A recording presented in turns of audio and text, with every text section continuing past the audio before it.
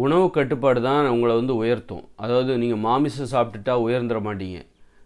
கட்டுப்பாடு இல்லாமல் விலை உயர்ந்த உணவுகள், நோய்களை தருகிற உணவுகளை சாப்பிட்டுட்டா நீங்கள் உயர்ந்துட மாட்டீங்க.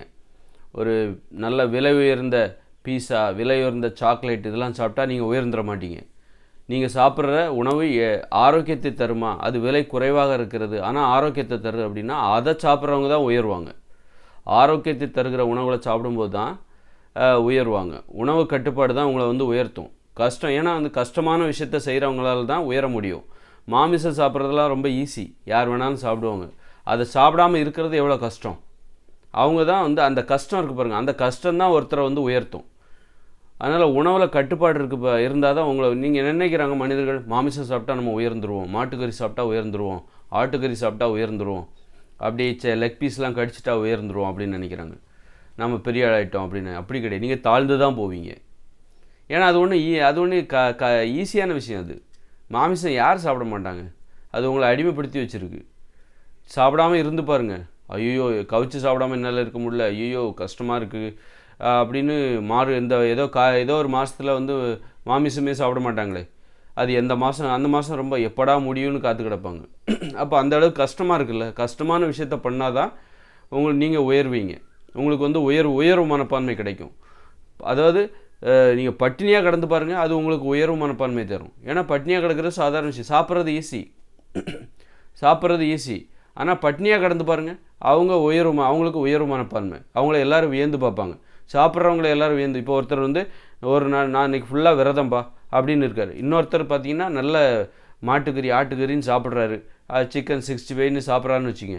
இதில் யாரை நீங்கள் வியந்து பார்ப்பீங்க? இதில் யார் கஷ்டம், யாருடைய நிலைப்பாடு, யாருடைய இன்றைக்கி அவங்க செய்கிற செயல்களில் எது கஷ்டம் அப்படின்னா சாப்பிட்றவங்கள கஷ்டம். சாப்பிட்றவங்கலேருந்து சாப்பிடாமல் இருக்காங்க பாருங்கள், அதை பார்த்தா தான் வியந்து பார்ப்பாங்க. எப்படி உங்களால் பட்டினி கிடக்க முடியுது, எப்படி உணவில் கட்டுப்பாடோடு இருக்க முடியும், என்னாலாம் முடியாதுப்பா அப்படின்னு சொல்லிவிட்டு இந்த மாதிரி சாப்பிட்டுட்டு இருக்காரு பாருங்கள். இந்த பக்கம் நல்ல மாட்டுக்கறி ஆட்டுக்கறின்னு சாப்பிட்றாரு பாருங்கள்.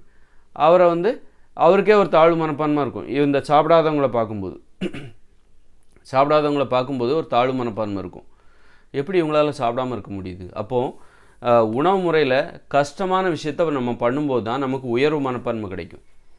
உண்பதற்கு கடினமாக இருக்க வேண்டும். நாம் உண்ணுகிற உணவு காய்கறிகளை சாப்பிட்ணும். காய்கறிகளை சாப்பிட்றது பச்சையாக சாப்பிட்றதோ அது மாதிரி பொரியல் பண்ணி கூட இந்த உலகத்தில் இந்த சாப்பிட்லாம். அந்த காய்கறிகள் மாமிசத்தை சாப்பிடாமல் இருக்கிறது ஒரு கஷ்டமான விஷயம், ஒரு கட்டுப்பாடு. அது உங்களை உயர்வு மனப்பான்மை கொடுக்கும். அதுபோல் வந்து இந்த பழங்கள், காய்கறிகள், இலைத்தலைகள், கீரைகள், கிழங்குகள் அப்படின்னு உடம்புக்கு ஆரோக்கியத்தை தருகிற உணவுகளை சாப்பிட்றது உங்களுக்கு உயர்வு மனப்பான்மை கொடுக்கும். நீங்கள் பரோட்டா விருதுநருக்கு போய் கஷ்டப்பட்டு பரோட்டா சாப்பிட்றீங்க அப்படின்னா அந்த பரோட்டா சாப்பிட்றதுனால உங்களுக்கு உயர்வு மனப்பான்மை ஏற்படாது. அந்த விருதுநர்லேயே இருந்து கூட நான் அந்த பரோட்டாவை சாப்பிடாமல் நான் காய்கறிகளை தான் சாப்பிடுவேன் அப்படின்னு நினைக்கிறாங்க பாருங்கள். அப்போ அவங்களுக்கு உயர்வு மனப்பான்மை ஏற்படும். உடலுக்கு தீங்கு தராத உணவுகளை சாப்பிடாமல் கட்டுப்பாட்டோடு இருக்காங்க பாருங்கள். கஷ்டமான விஷயத்த பண்ணுற உணவில் எது கஷ்டம், தீங்கான உணவுகளை சாப்பிடாமல். அது வந்து பரோட்டா சாப்பிட்றதுக்கு அழகாக தான் இருக்கும், பிரியாணி சாப்பிட்றதுக்கு அழகாக தான் இருக்கும், சுவையாக இருக்கும். அதெல்லாம் தீங்கானன்னு நிறுத்திக்கிட்டு கட்டுப்பாட்டோட உணவு அவங்களுக்கு உயர்வு மனப்பான்மை கிடைக்கும். இந்த பிராமணர்கள் பார்த்திங்கன்னா உயர்ந்த சாதிங்கிற அந்த மனப்பான்மையை தக்க வைக்கிறதுக்காக, அந்த நிலைப்பாடை அவங்க தக்க வைக்கணும் அப்படிங்கிறதுக்காக அவங்க என்ன பண்ணுறாங்கன்னா உணவு முறையில் ஒரு கஷ்டத்தை செய்கிறாங்க. அதனால தான் அவங்கள உயர் சாதியினராக வெறுமனே வந்து சும்மா ஒரு கருத்து ரீதியாக திணிக்கப்பட்ட ஒரு கருத்து கிடையாது. அவங்க உயர் சாதின்னு தங்களை அந்த உயர் சாதிங்கிற அந்த நிலைப்பாட்டை தக்க வச்சுக்கணும், அந்த அந்தஸ்தை நிற்க வைக்கணும் அப்படிங்கிறதுக்காக அவங்க எதில் கட்டுப்பாட்டோடு இருக்காங்க, உணவில் கட்டுப்பாட்டோடு இருக்காங்க. எல்லாராலையும் எப்படி இவங்க இப்போ பாருங்கள், அவங்க வந்து அசைவம் சாப்பிடாமல் இருக்காங்க. ஆயிரக்கணக்கான வருஷங்களாக அவங்க உயர் சாதியினராக பார்க்கப்படுகிறார்கள். அவர்கள் தங்களை உணர்கிறார்கள், தாங்கள் உயர் சாதியினர் என உணர்கிறார்கள். காரணம் என்னது? அவங்க உணவு முறையில் ஒரு கஷ்டமான பிற சாதியினரால் செய்ய முடியாத ஒரு விஷயத்தை கடைபிடிக்கிறாங்க. மாமிசம் சாப்பிட்றதில்ல, மீன் சாப்பிட்றதில்ல, முட்டை சாப்பிட்றதில்ல. இந்த மூணும் மற்ற சாதியினர் செய்கிறார்கள். பிற சாதியினரால் செய்ய முடியாத ஒரு விஷயத்தை செஞ்சதுனால்தான் அவர்களை வியந்து பார்க்கிறார்கள்.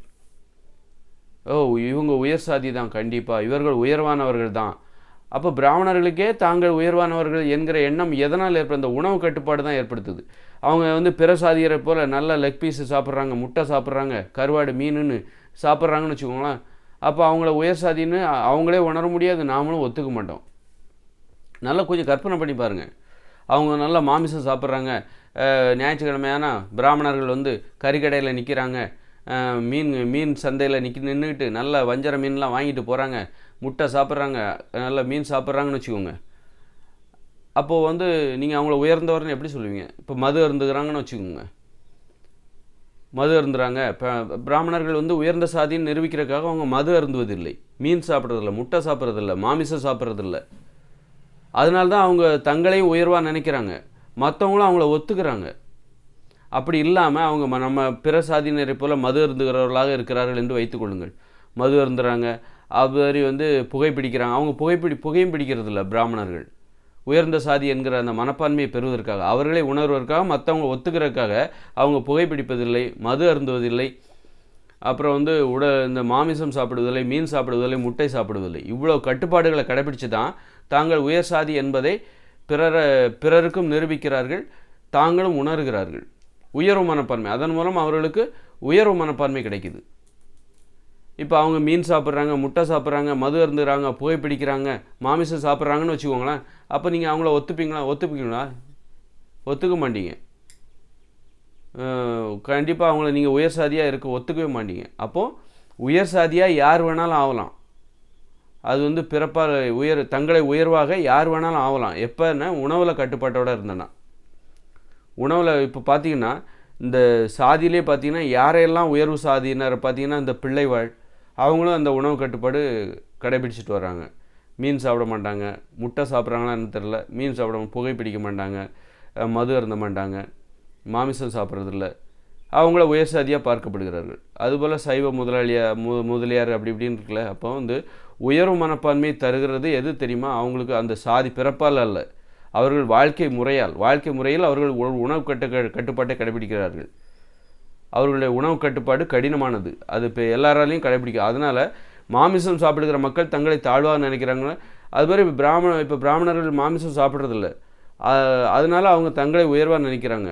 ஏன்னா அவங்க உணவு முறை கடினமானது, பின்பற்றுவதற்கு கடினமானது. அதனால் பிறரால் வியந்து பார்க்கப்படுகிறது, அவர்களுக்கே அந்த வியப்பை உணர்கிறாங்க. நாம் வந்து ஒரு கஷ்டமான விஷயத்தை தான் செய்கிறோம் உணவில், அதனால் அவர்கள் தங்களை உயர்வாக நினைக்கிறாங்க. அதுபோல் மாமிசம் சாப்பிடுகிறவர்களை பிராமணர்கள் எப்படி பார்க்குறாங்க அப்படின்னா தாழ்வாக தான் பார்க்குறாங்க. ஏன்னா அது ஒன்றும் பெரிய சாதாரண விஷயந்தான். மாமிசம் சாப்பிட்றதுலாம் ஒன்றும் கஷ்டமான விஷயமே கிடையாது, சாப்பிடாமல் இருக்கிறது தான் கஷ்டமான விஷயம்.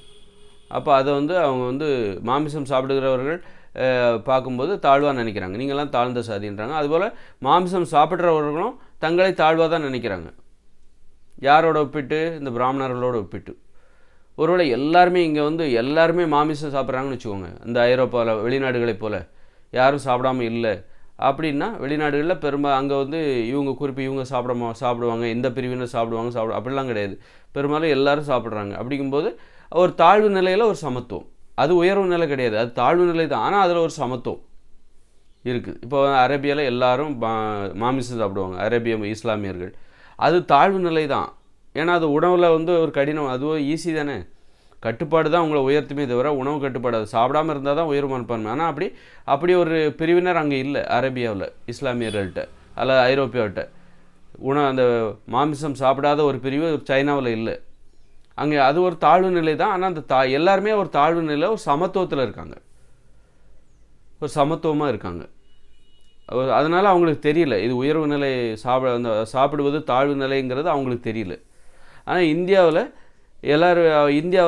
பிராமணர்கள் தங்களை உயர்வாக காட்டிக்கணும், அது அவங்களுடைய வாழ்வாதாரத்திற்கு பொருத்தமாக இருக்குது, அதில் தான் அவங்க வாழ்வாதாரமே இருக்குது. அப்போ தான் வந்து அதன் மூலம் என்ன தங்களை உயர் சாதியினர் காட்டி அவங்க சில சலுகைகளை இங்கேருந்து பெறாங்க. உடல் உழைப்பே இல்லாமல் விவசாயமே பார்க்காம அவங்க வாழ்கிறாங்க, சடங்குகள் பண்ணுறாங்க. நம்மளை வந்து ஒரு சாமியாராக பார்க்கணும், ஒரு பெரிய உயர்ந்தவர்களாக பார்க்கணும், அதுக்கு என்னென்னலாம் பண்ணணும் அப்படின்னு சொல்லிட்டு இந்த மாதிரி உணவு கட்டுப்பாடு பண்ணால் மக்கள் உயர்வாக தன்னையும் உயர்வாக நினைப்போம், மற்றவங்களும் ஒத்துப்பாங்க. அதுக்காக இதெல்லாம் பண்ணிவிட்டு அந்த மூட நம்பிக்கைகளை அடிப்படையாக கொண்ட சடங்குகளை செஞ்சு அதன் மூலம் அவர்கள் தங்கள் வாழ்வாதாரத்தை பாதுகாத்து கொள்கிறார்கள். அதனால் ஒரு உணவு கட்டுப்பாட்டை கூட அவங்க தங்களுடைய உயர்வுக்காக வாழ்வாதாரத்துக்காக பயன்படுத்துகிறாங்க. உண்மையிலே ஒரு உயர்வான இடத்துக்கு போகணும் அப்படிங்கிற எண்ணம் அவங்களுக்கு இருக்காதுன்னு தெரியல.